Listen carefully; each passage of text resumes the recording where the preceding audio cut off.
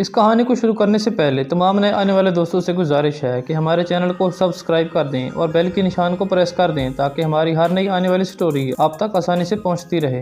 ارے مٹھو، تم کیوں آج غصے میں دکھائی دے رہے ہو؟ ایمن نے سکول سے واپسی پر مٹھو کو اچھلتے دیکھا تو پوچھا، کیا آج پھر کبوتر اور مینا سے لڑائی ہوئی ہے؟ مٹھو نے اس بات میں سر زور سے ہلایا۔ مٹھو ایک خوبصورت پہاڑی طوطا تھا جو بہت پیارا بولتا تھا۔ ایمن کے دادا جان نے اپنے ایک رشتہ دار سے بطور خاص اس کے لیے منگوایا تھا۔ اس کے علاوہ کبوتر، مینا اور مور بھی اپنے الگ الگ پنجرے میں رہتے تھے، لیکن مسئلہ یہ تھا کہ مٹھو کی اکثر ان کے ساتھ لڑائی ہوتی رہتی تھی۔ اس کی وجہ یہ تھی کہ وہ جو بھی امرود کھاتا اس کا بقیہ حصہ ان کی طرف پھینک دیتا، جس کی وجہ سے کبوتر اور مینا برہم ہوتے اور اونچی آواز سے بولنے لگتے۔ آج بھی یہی ہوا تھا۔ مور خاموشی سے سب دیکھتا تھا۔ اس نے مٹی کو کئی بار سمجھایا کہ ایسا کرنا اچھی بات نہیں ہے، پنجرے کی صفائی رکھنی چاہیے اور کسی کو تنگ نہیں کرنا چاہیے، ہمیں آپس میں اتفاق سے رہنا ہے۔ لیکن مٹھو تو اپنی سریلی آواز کی وجہ سے کسی کو خاطر میں نہ لاتا تھا۔ ایمن دادا جان کے کمرے میں گئی تو انہوں نے اس کے پریشان چہرے پر نظر دوڑائی اور پوچھنے لگے، کیا بات ہے بیٹی؟ اس نے کہا، دادا جان، آج پھر مٹھو نے امرود کے سارے چھلکے کبوتر اور مینا کے پنجروں کے قریب پھینک دیے ہیں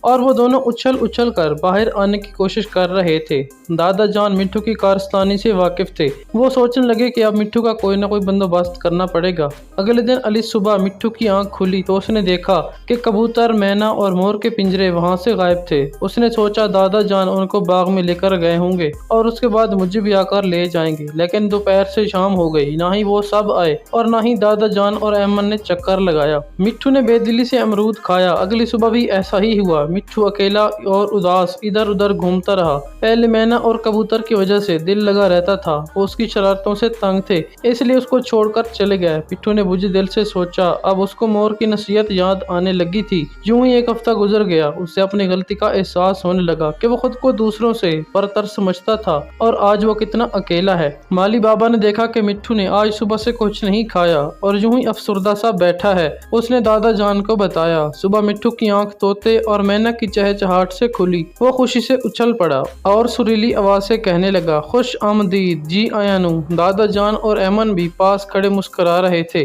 وہ جان گئے کہ مٹھو کو اپنی غلطی کا احساس ہو گیا ہے اور مینا، کبوتر اس کی بے تحاشا خوشی کے اظہار پر حیران تھے۔